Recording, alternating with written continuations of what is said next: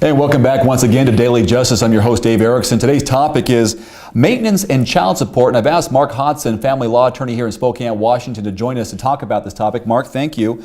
There's a definition between the two. What is the difference? Well, child support goes towards supporting the children, and it's actually kind of an easy formula. If you work at an hourly wage job, like say you make $15 an hour, and the other person makes $15 an hour, and you both work a 40-hour work week, then literally there's a Washington State table that spits out a number.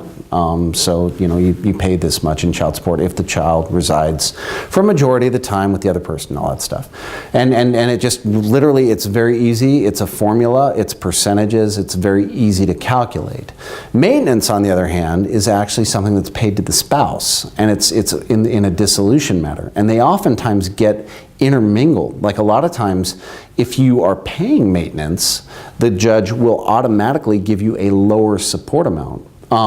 Because what they do is they create some room in there so you get a tax benefit for paying the maintenance. I run into people all the time like, I'm not going to pay maintenance, I don't want to pay maintenance. Well, the funny thing about paying maintenance, if you pay it, it's tax deductible. If you pay child support, it's not tax deductible. But if you pay it, it's actually something that you can make money off of at the end of the year. So somebody who's actually has the ability to pay maintenance and is paying maintenance will receive a benefit at the end of the year.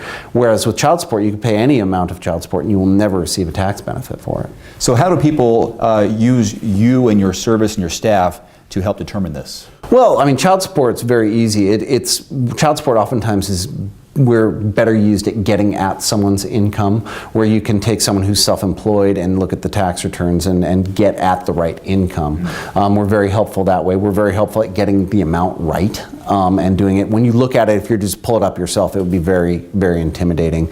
It's actually, we're very good at that. The maintenance is more of an experience issue. There is no standards for maintenance. There are no standards for maintenance whatsoever.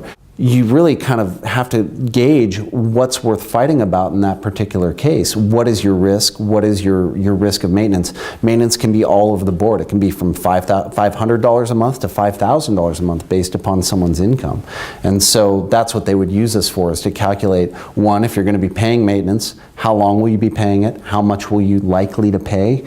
Or, how do you work a case up properly to get at it? And there's several factors. There's statutory factors towards maintenance, but each judicial officer will sometimes apply them differently. So you really got to look at the factors and the individual status of the case.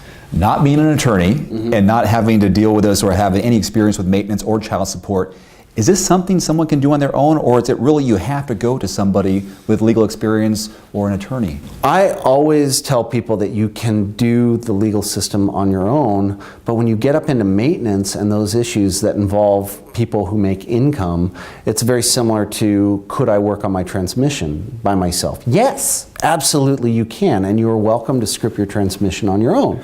You have every right to do it. Transmissions are made with bolts that we can all unscrew and everything else.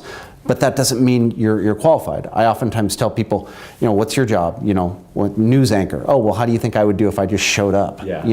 Very similar. So it's intimidating, it's very confusing, and if there is any sort of income involved, that's the child support you're going to be stuck with for the duration of your child's life. That could be the amount of maintenance you're stuck with forever. That could be, you could get no maintenance instead of a case. So yeah, doing it yourself is definitely, you do so at your own peril. You're really going to save time, money, and more time by going to a professional. Absolutely. Yeah. How can people learn more about your role in this and how possibly you can help? Well, you can always give us a call at 509-327-1415. We have a website at hodsonlawoffices.com, and we also have a blog that's attached to the website. We have the Daily Justice Show that you're welcome to tune into, and we've got some informational videos on the website. You can also give us a call. Consultations are free. You may have to schedule one, and you can also just call me, ask me a question. I'm happy to answer calls if I'm available. If not, I can always call you back. Mark Hodgson, family law attorney here in Spokane, Washington, has been our guest today on Daily Justice. Mark, thanks very much.